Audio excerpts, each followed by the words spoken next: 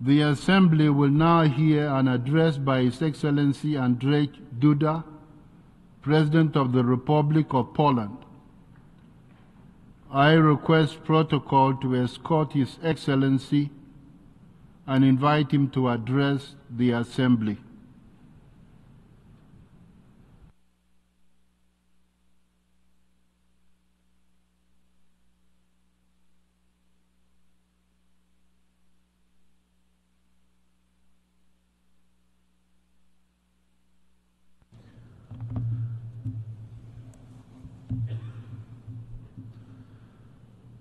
Distinguished Mr. President, Excellencies, ladies and gentlemen, this is my last speech before the United Nations General Assembly as President of the Republic of Poland. And I wish to take this opportunity and share with you my reflections after almost a decade of service to my homeland, Poland, a founding member of the United Nations. I recall my previous interventions, the main message of which was always the primacy of the international law over naked force. Peace through law was the slogan that accompanied me during my speeches before the UN General Assembly and at the UN Security Council during our non-permanent membership in 2018 and 2019. Every time I left Poland to travel to the United Nations headquarters, I kept in mind that this organization should care for and guarantee respect for the law in order to maintain peace and security across the world. Unfortunately, the experiences gathered in recent years demonstrate how fragile both peace and security are. I followed a number of crises and conflicts which broke out far away from the borders of my homeland in the Middle East, in Africa, or Asia. But I also saw a steadily growing threat in our closest neighborhood. I could see the resurging Russian imperialism which aimed to shatter all universal values: peace, respect for sovereignty and integrity of states. I vividly remember 2008 and the Russian aggression against independent Georgia. I also recall the message of the late President Lech Kaczynski from that time, who, when Russian tanks were heading for Tbilisi, sat in front of the Georgian parliament. Today Georgia, tomorrow Ukraine, and the day after tomorrow the Baltic states, and later maybe it will be time for my country, Poland. Where those prophetic words came true in the following years, and when I was elected President of the Republic of Poland in 2015, I knew that the attack on Ukraine, which had been carried out by Russia since 2014, marked just the beginning of an effort to violently destroy the international order based on international law. And it was precisely the concern for maintaining the primacy of law, the concern for keeping security and peace that accompanied me during almost a decade of my presidency. Ladies and gentlemen, regrettably, my assessments and predictions, especially the ones on the imperial policy of the Russian Federation and the security situation in Europe, materialized. Today, I look back with satisfaction, but also with relief, on all the initiatives to strengthen the security of Poland and Europe. If it was not for them, the Kremlin could have conquered Kyiv long ago and get ready to further expansion towards Warsaw, Vilnius, Riga, or Tallinn. And this is exactly why, since I came into office, the main priority of my policy has been to boost the security of Poland and Europe thanks to closer cooperation, both bilateral one with our key allies, as well as multilateral one as part of regional collective security systems and broader the international system created by the United Nations. Ladies and gentlemen, when speaking about security and international cooperation, I'm referring in particular to closer relations with the United States, our partners in the North Atlantic Alliance, and the European Union, as well as with the willing and like-minded member countries of the United Nations. Poland's strategic relations with the USA, especially the military ones, have a long history symbolized by the statue of Tadeusz Kościuszko at the U.S. Military Academy West Point. And it is in the spirit of these long-standing friendly relations that I have been trying to build an ever stronger alliance with our friends from across the Atlantic. We have achieved a lot over the years, and many memories come flooding back with the inauguration of the American Aegis Ashore missile base in Redzikowo at the end of last year, an important symbol, but also another element of the American security umbrella over Europe. Also recent talks with Donald Trump, who was re-elected as US President, offered an opportunity to summarize a decade of efforts to bolster the Polish-American alliance. Ladies and gentlemen, right from the beginning of my presidency, I wanted Poland to be perceived not only as a recipient, but also as a provider of security. Therefore, during my 2 terms in office, I tried to ensure that Warsaw fulfilled its most important allied obligations and truly shaped the security policy in Europe and across the world. In accordance with the provisions of the United Nations Charter, we actively advocate for regional agreements to ensure the maintenance of international peace and security. For 25 years, we have been a member of the North Atlantic Alliance, which has guaranteed peace in the transatlantic era for 75 years. At the same time, we are active in the international collective security system in the UN, where we are committed to the peaceful resolution of disputes. Our activity in UN peacekeeping missions is an expression of this aspiration. Poland can boast a long tradition of participating in such activities. That is why I personally decided to deploy once again the Polish military contingent to Lebanon as part of the UNIFIL operation. In addition, we are co-chairing the Peace-Building Commission and actively participating in the 2025 Peace-Building Architecture Review. Furthermore, we support the implementation of the UN Secretary General's Pact for the Future and new agenda for peace. Ladies and gentlemen, Central and Eastern Europe is well aware of the threat to sovereignty posed by the imperial policy of the Russian Federation. That is why I have been so committed to enhancing our security policy. Over the past 10 years, we have succeeded in intensifying defense cooperation with the Bucharest 9 format.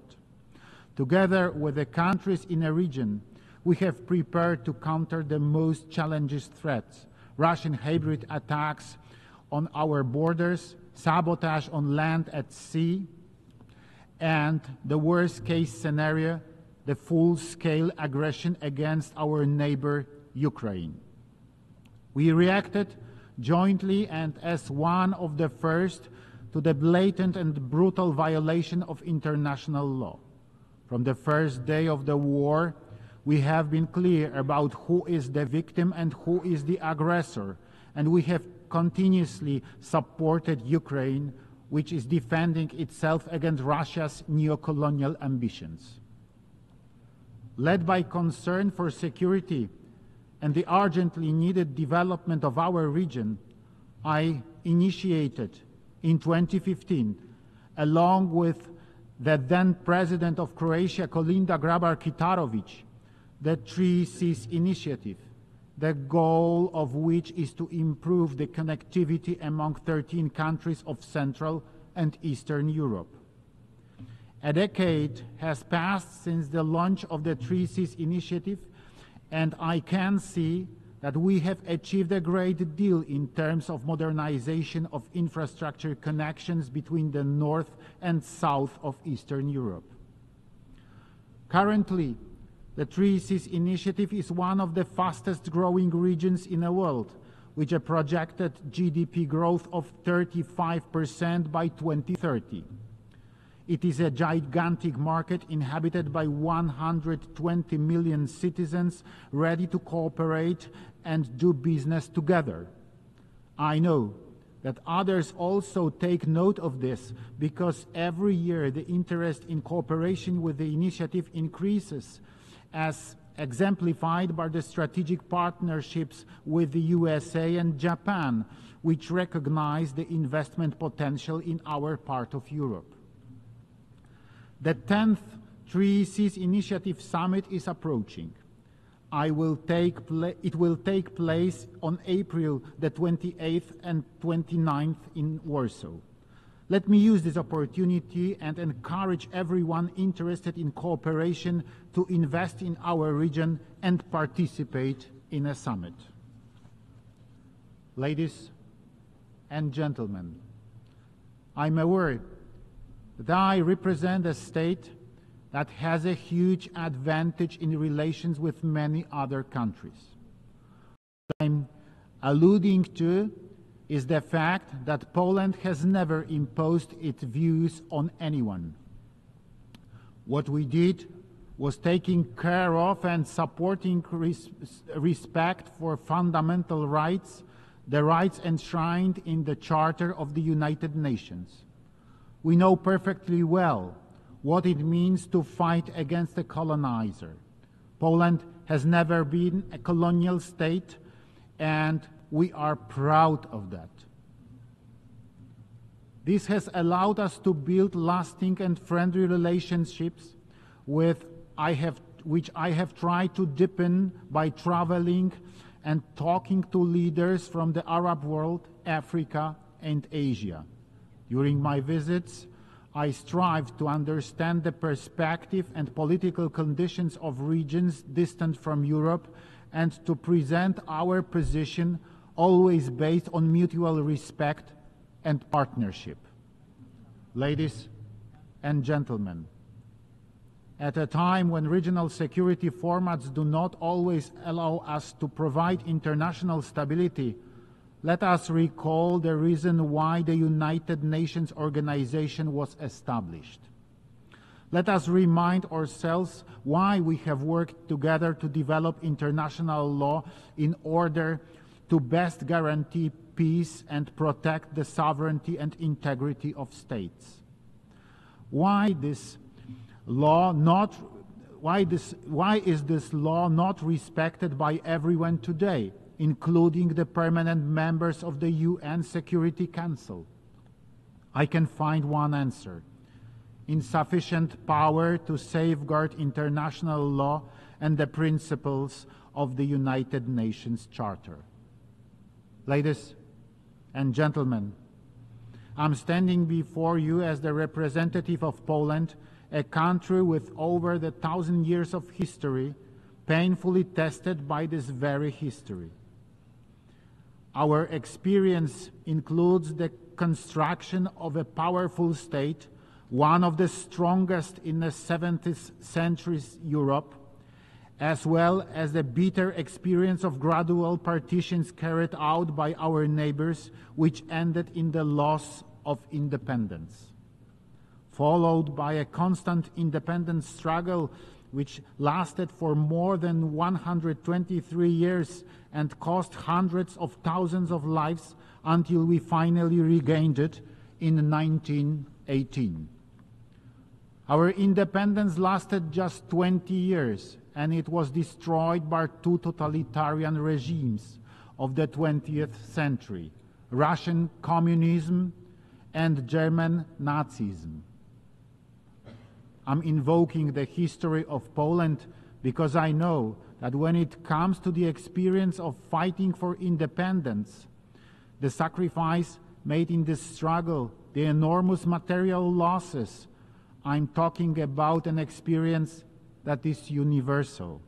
Wars are part of human history, but peace and the consistent striving to build lasting foundations for its preservation are also part of it.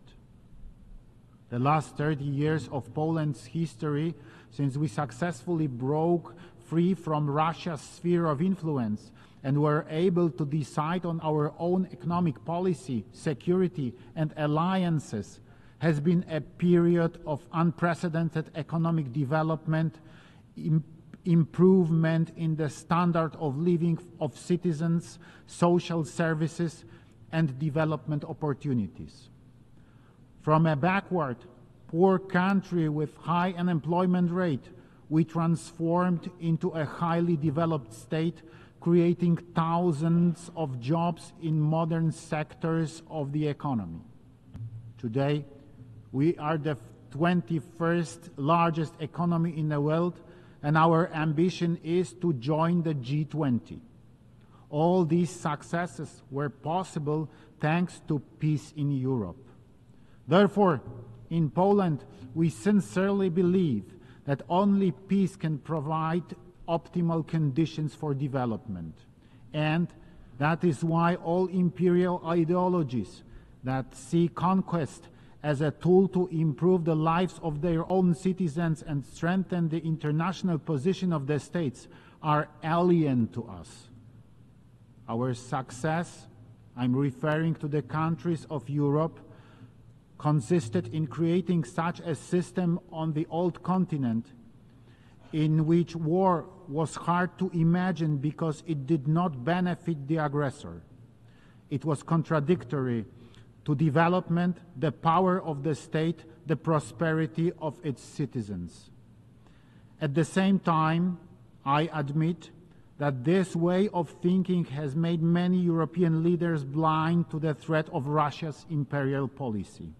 I hope that the process of awakening from the geopolitical slumber, painfully as it may be, will be swift, and that Europe will take greater responsibility for its security in cooperation with proven allies.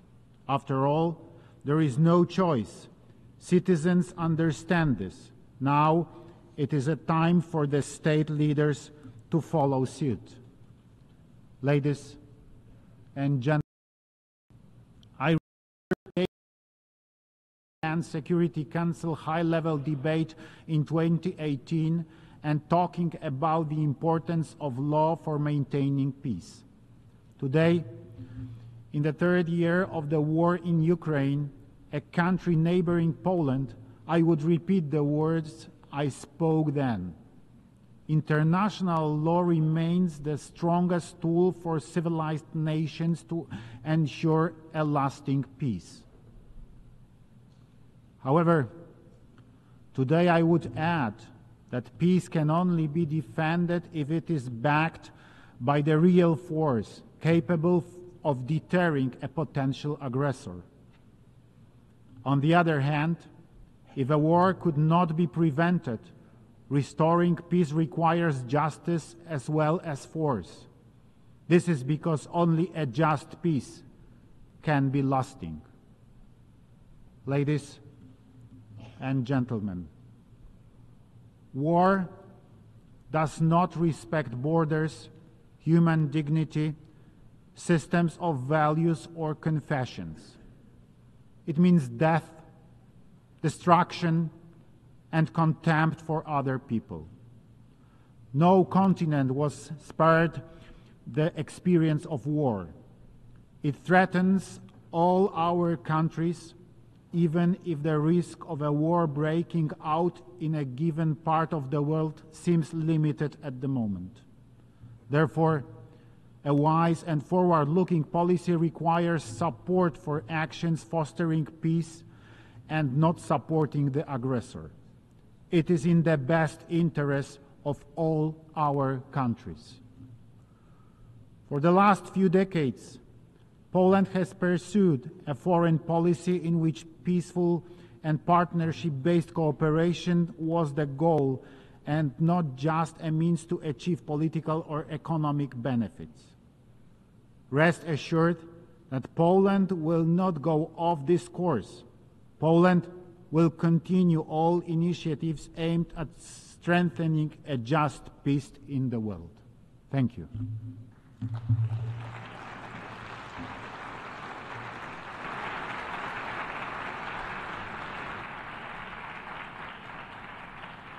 On behalf of the Assembly, I wish to thank the President of the Republic of Poland for the statement just made.